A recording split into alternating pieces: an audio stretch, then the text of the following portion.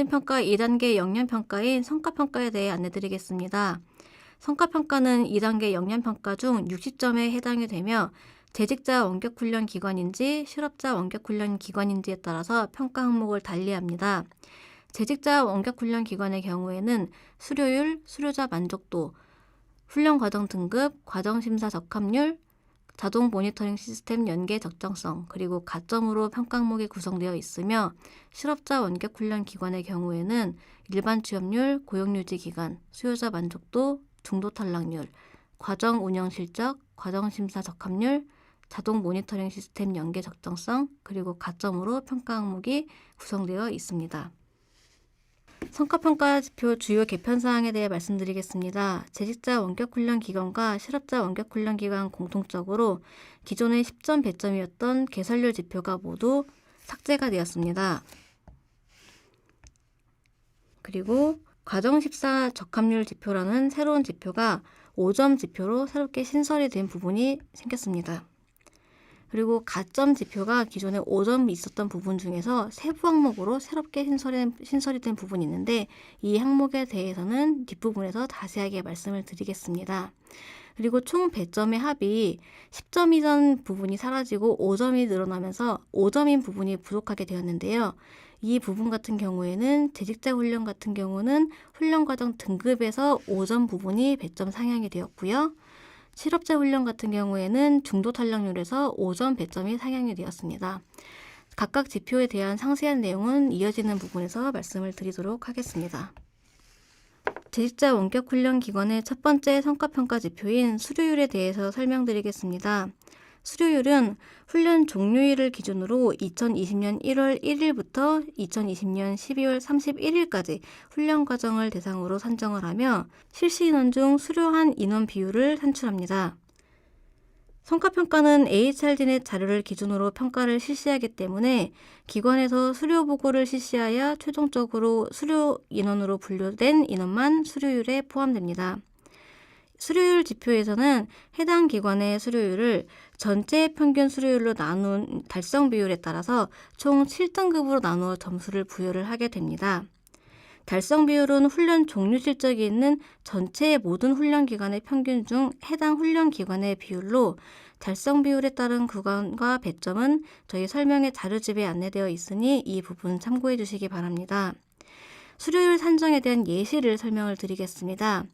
예를 들어서 한 훈련기관에서 실시를 했었던 훈련생 인원이 총 100명인데 그 중에서 수료를 한 인원이 94명이라고 가정을 해보겠습니다.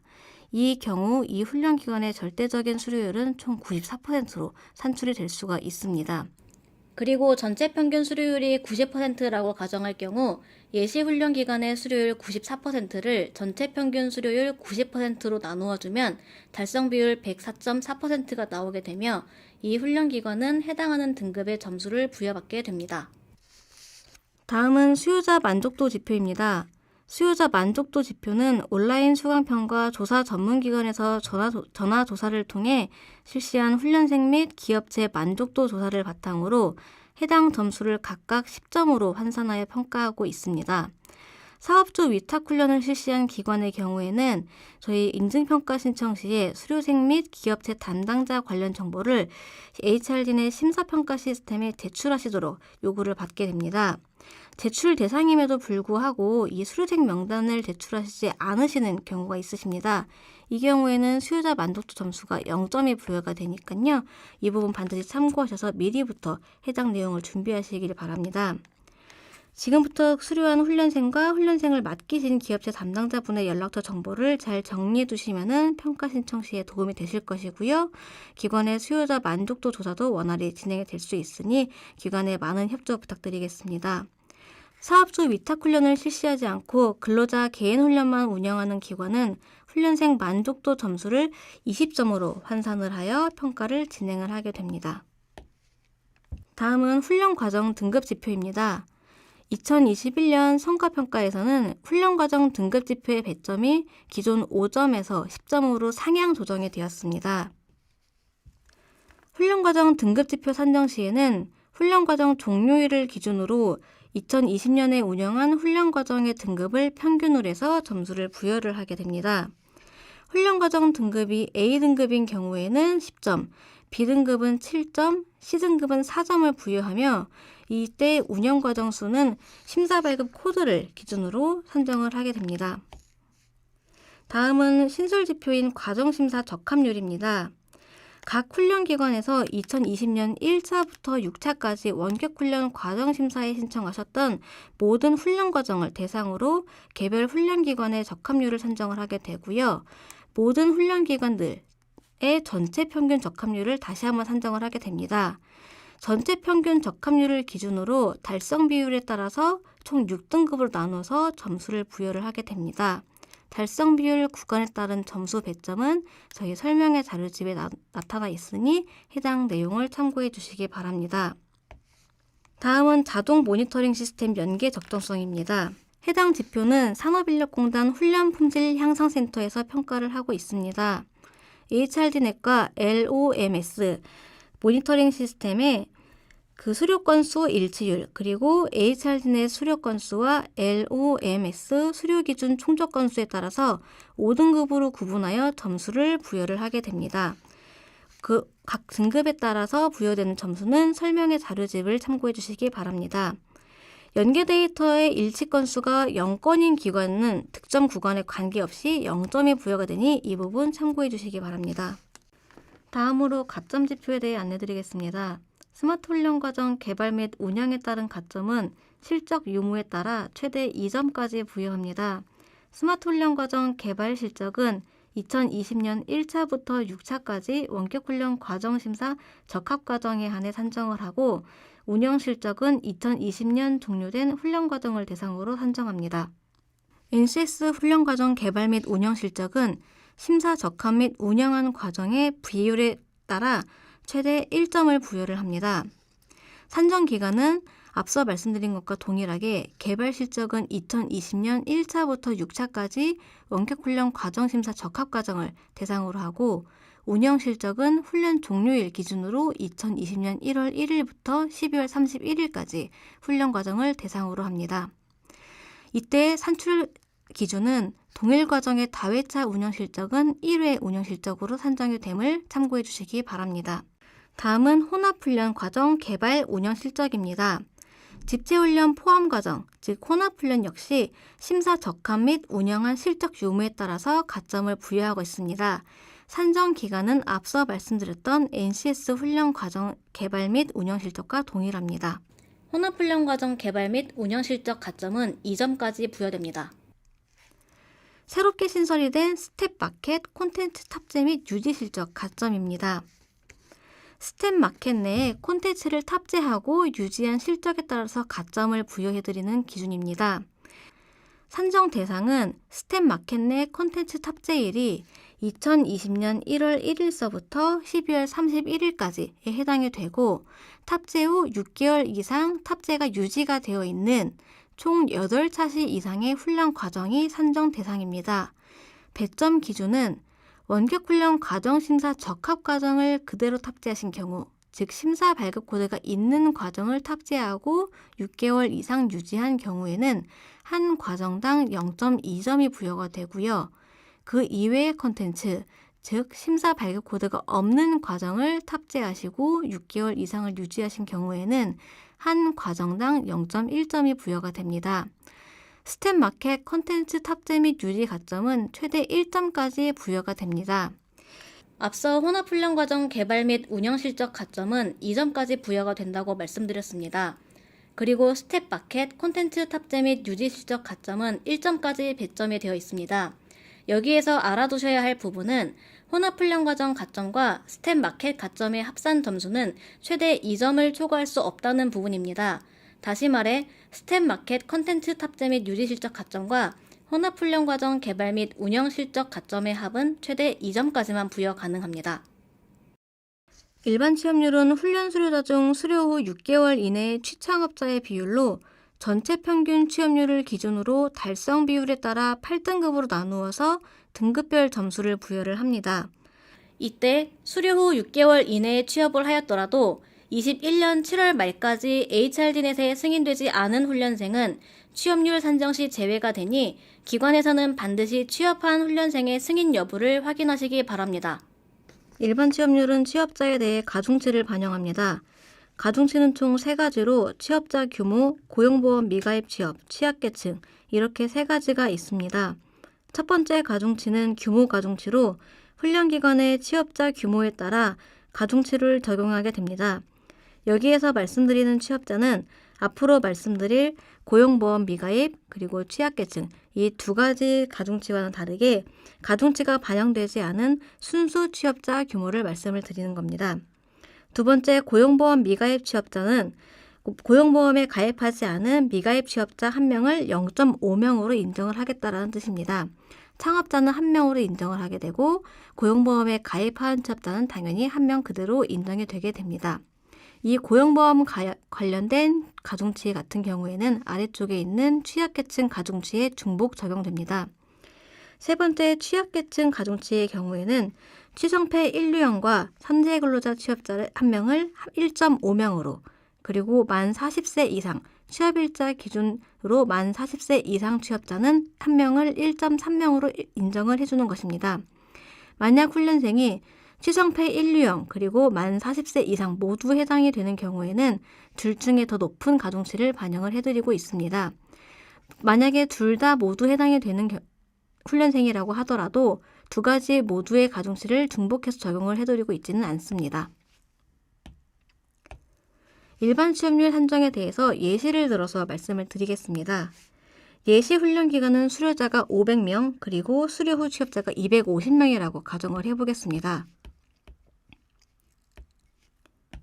앞서 말씀드린 것처럼 먼저 이 기관의 규모 가중치를 살펴보겠습니다. 기관의 수료 후 취업자가 총 250명이기 때문에 규모 가중치 같은 경우에는 200명 이상에서 400명 미만인 1.1을 적용할 수 있게 됩니다. 일반 취업률을 산출하기 위해서는 먼저 취업자 250명의 유형에 따라서 각각 고용보험 미가입 취업 그리고 취약계층 가중치를 반영한 취업자 인원을 구하게 됩니다. 아래쪽에 나와 있는 표를 보시면 고용보험 가입 여부 그리고 취성패 여부 만 40세 이상 여부에 따라서 각각의 취업자 그리고 해당하는 가중치를 기재를 해두었습니다. 각 취업 인원에 따른 가중치를 곱한 내용을 옆 칸에다가 같이 기재를 해두었습니다.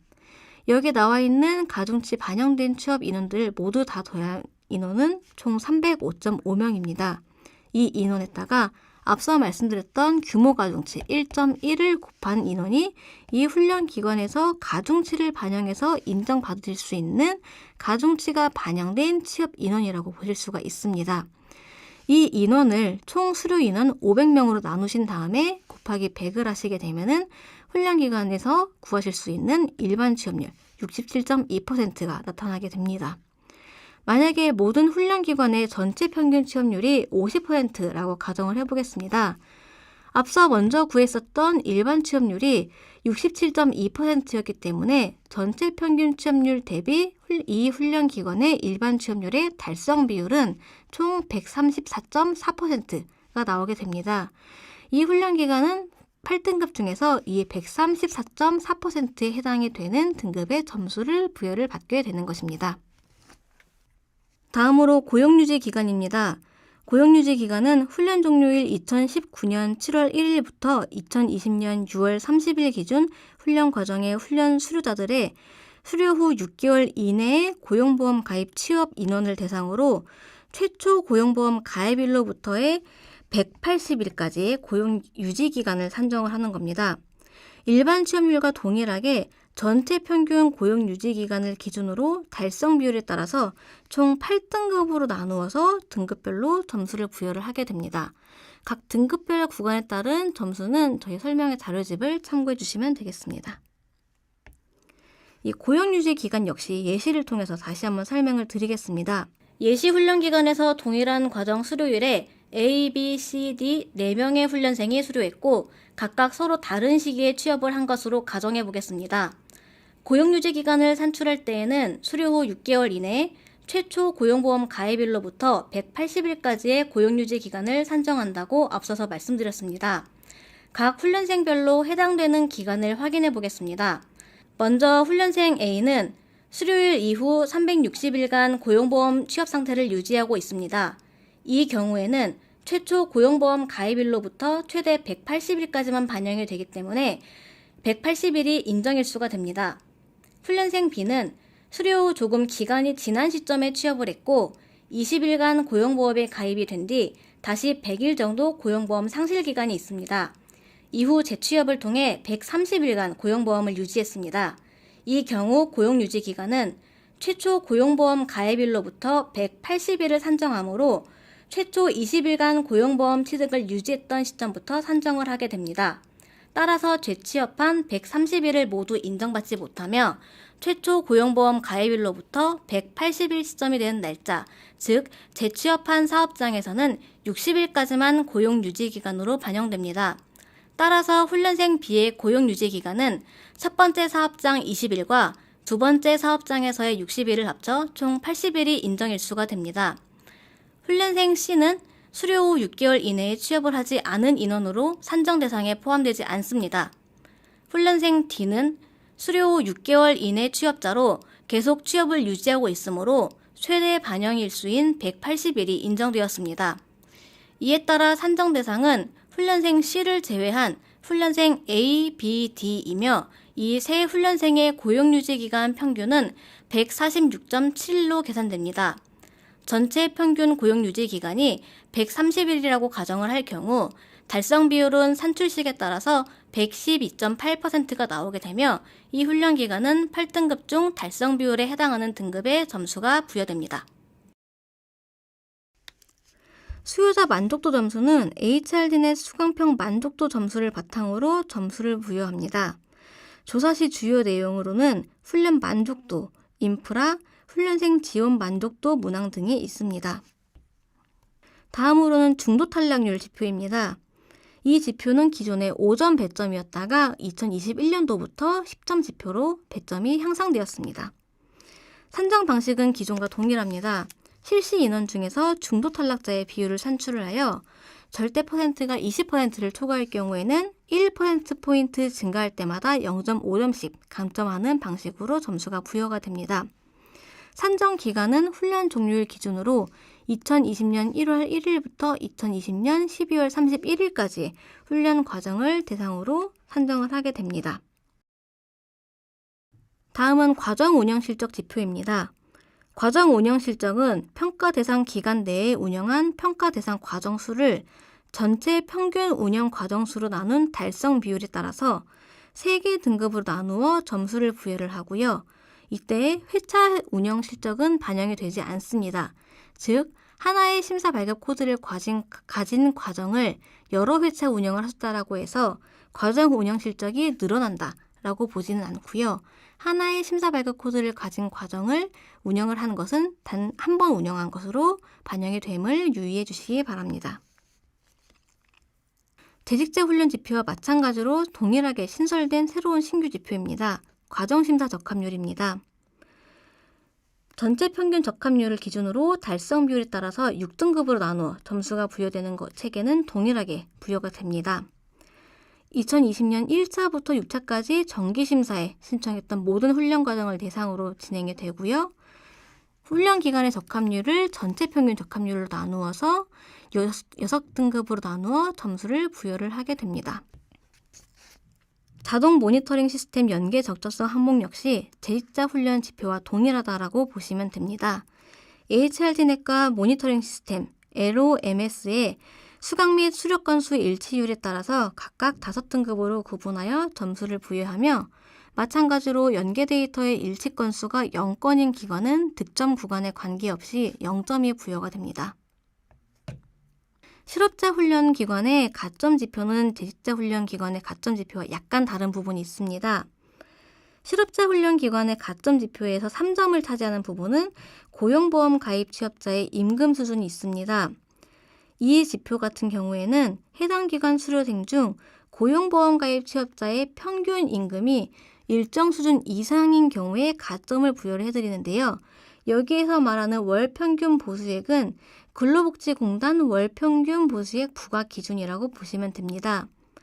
이 지표의 산정 기간은 훈련 종료일 기준으로 2020년 1월 1일부터 2020년 12월 31일까지 훈련 과정이라고 보시면 됩니다. 훈련 기간별 고용보험 가입 취업자의 평균 임금을 저희는 산출을 하게 되고요. 임금 수준에 따라서 총 3등급으로 나누어 등급별 점수를 부여를 하게 됩니다. 등급별 점수는 설명의 자료집을 참고해 주시기 바랍니다. 혼합훈련 과정 개발 및 운영 실적입니다. 산정 기간은 2020년 1차부터 6차까지 원격훈련 과정심사 적합과정, 그리고 운영 실적은 훈련 종료일 기준으로 2020년도에 종료가 된 모든 훈련 과정을 대상으로 합니다.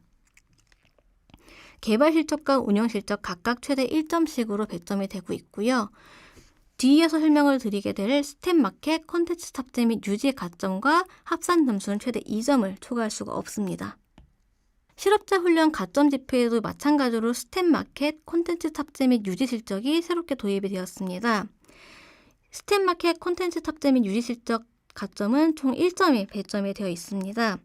마켓 내 콘텐츠 탑재 및 유지 실적에 따라 가점이 부여가 되는 부분이고요. 산정 대상은 재직자 훈련과 동일하게 콘텐츠 탑재일이 2020년 1월 1일부터 2020년 12월 31일 내에 해당이 되고 탑재 시점으로부터 6개월 이상 유지가 된 8차 시 이상의 훈련 과정이어야 합니다. 배점 기준으로는 원격훈련 과정심사 적합과정, 즉 심사 발급 코드가 있는 콘텐츠를 탑재하시고 6개월 이상 유지했을 경우에는 과정당 0.2점이 부여가 되고요. 그 이외의 콘텐츠, 즉 심사 발급 코드가 없는 과정을 탑재하시고 6개월 이상 유지하신 경우에는 과정당 0.1점이 부여가 됩니다. 이때 아무리 많은 과정을 탑재하셨다라고 하더라도 스텝마켓 컨텐츠 탑재 관련된 가점은 최대 1점까지 부여가 되시고요. 먼저 말씀드린 것처럼 앞에 나와 있었던 혼합훈련 관련 가점과 2페이지에서 말씀드렸던 스텝마켓 컨텐츠 관련 가점의 합산 점수는 최대 2점을 초과할 수 없음을 다시 한번 말씀을 드리겠습니다.